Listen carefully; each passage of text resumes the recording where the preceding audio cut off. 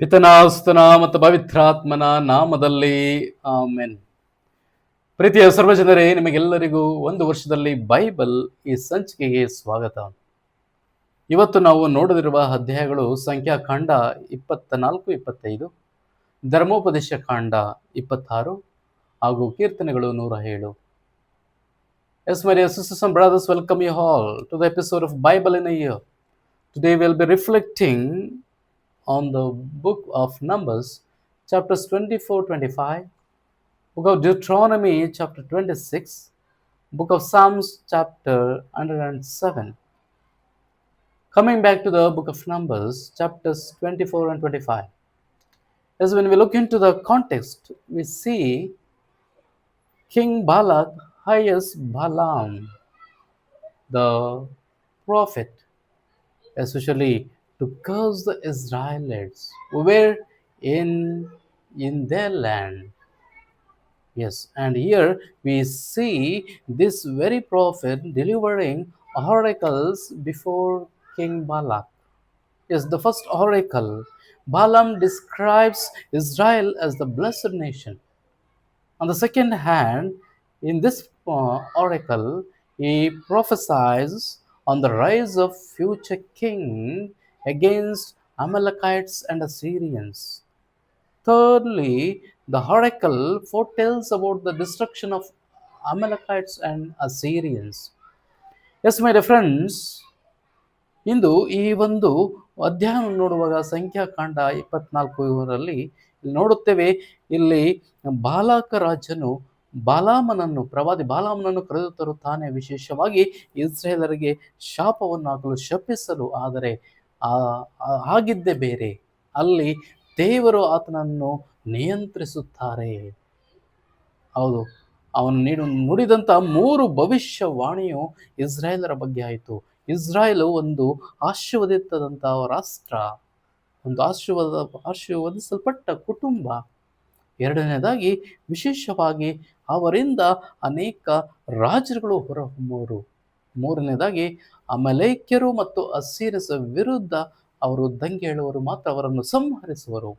ಹೌದು, ಅದೇ ರೀತಿ 25ನೇ ಅಧ್ಯಾಯ ಈ ಒಂದು ಸಂಖ್ಯಾಕಾಂಡವನ್ನು ನೋಡುವಾಗ ಇದರಲ್ಲಿ ನೋಡುತ್ತೇವೆ, ವಿಶೇಷವಾಗಿ ಇವರು ಅನೈತಿಕ ಸಂಬಂಧಗಳಲ್ಲಿ ಹಾಗೂ ವಿಗ್ರಹಾರಾಧನೆಯಲ್ಲಿ ತೊಡಗಿಕೊಳ್ಳುತ್ತಾರೆ. ಆದರೆ ಸರ್ವೇಶ್ವರ ಸ್ವಾಮಿ ಅವರನ್ನು ಧಿಕ್ಕರಿಸುತ್ತಾರೆ, ಅವರಿಗೆ ಶಿಕ್ಷೆ ಕೊಡುತ್ತಾರೆ. ಹೌದು, ಅಷ್ಟು ಮಾತ್ರವಲ್ಲ, ಇಲ್ಲಿ ಆರೋನನ ಮೊಮ್ಮಗ ವಿಶೇಷವಾಗಿ ಈ ಒಂದು ಅನೈತಿಕ ಸಂಬಂಧ ತೊಡಗಿದ್ದ ಇಸ್ರಾಯೇಲ್ ಪುರುಷನನ್ನು ಅವನು ಸಂಹಾರ ಮಾಡುತ್ತಾನೆ. ಏಕೆಂದರೆ ಮೊಹೋಬರ ಆ ಒಂದು ಸ್ತ್ರೀಯೊಂದಿಗೆ ಇವನು ಸಂಬಂಧವನ್ನು ಇಟ್ಟುಕೊಂಡಿದ್ದ, ಆದ್ದರಿಂದ ಅವರನ್ನು ಸಂಹರಿಸುತ್ತಾನೆ. Yes, when we look into the Numbers 25, we see especially Israelites engage in immorality and idolatry, which was cursed by the Lord. And especially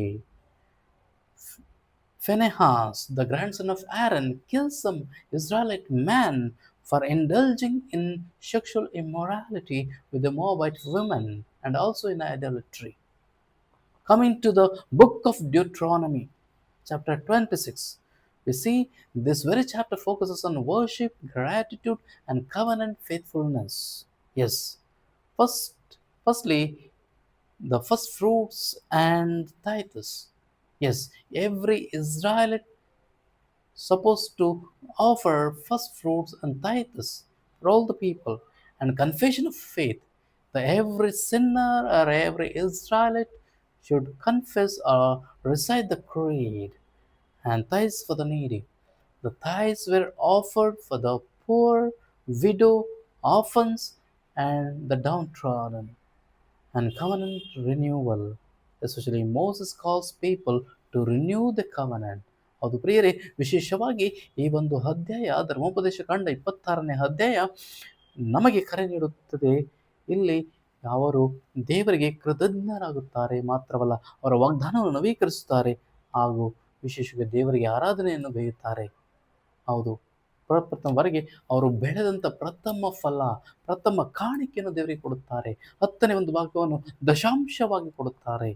ಅದೇ ರೀತಿ ಅವರ ಪಾಪ ಪರಿಹಾರಕ್ಕಾಗಿ ಪ್ರಾಯಶ್ಚಿತ್ತವನ್ನು ಅವರು ಅರ್ಪಿಸುತ್ತಾರೆ. ಮೂರನೇದಾಗಿ ಬಡಬಗ್ಗರಿಗೆ ದಶಾಂಶ.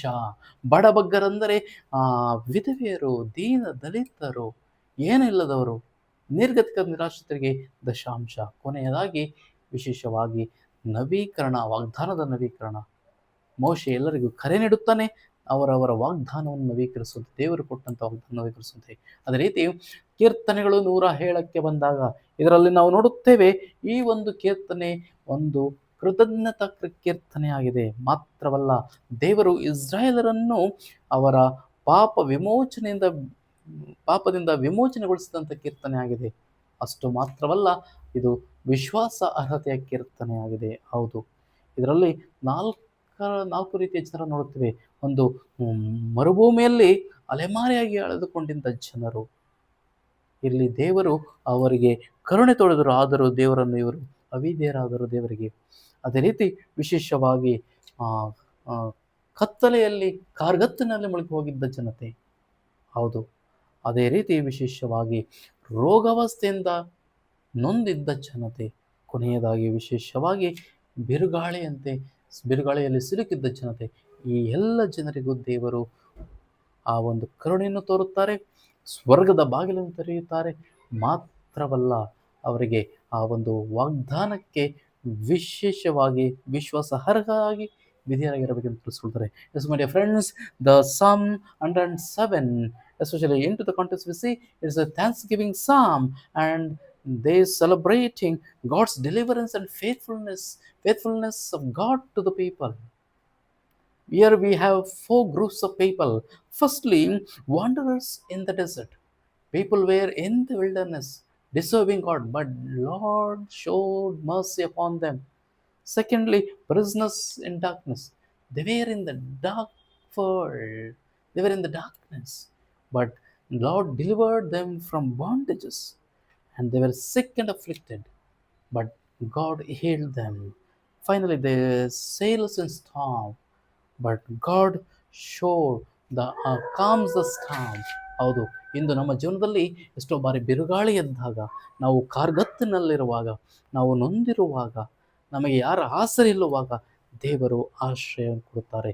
ಯಾವಾಗ ದೇವರಲ್ಲಿ ವಿಧೇಯರಾಗಿ ವಿಶ್ವಾಸವಿಟ್ಟು ಅವರಲ್ಲಿ ಜೀವಿಸ್ತೇವೆ, ಆಗ ದೇವರ ಆಶ್ರಯ, ಕರುಣೆ ಹಾಗೂ ದೇವರ ಔದಾರ್ಯತೆ ಹಾಗೂ ಅವರ ಕೊಟ್ಟಂಥ ವಾಗ್ದಾನಕ್ಕೆ ನಾವು ಬದ್ಧರಾಗಬೇಕು. ಅದಕ್ಕಾಗಿ ಈ ಸಂಚಿಕೆಯಲ್ಲಿ ಕೇಳೋಣ, ಪ್ರಾರ್ಥಿಸೋಣ. ಪಿತನ, ಸುತನ ಮತ್ತು ಪವಿತ್ರಾತ್ಮನ ನಾಮದಲ್ಲಿ ಆಮೇನ್.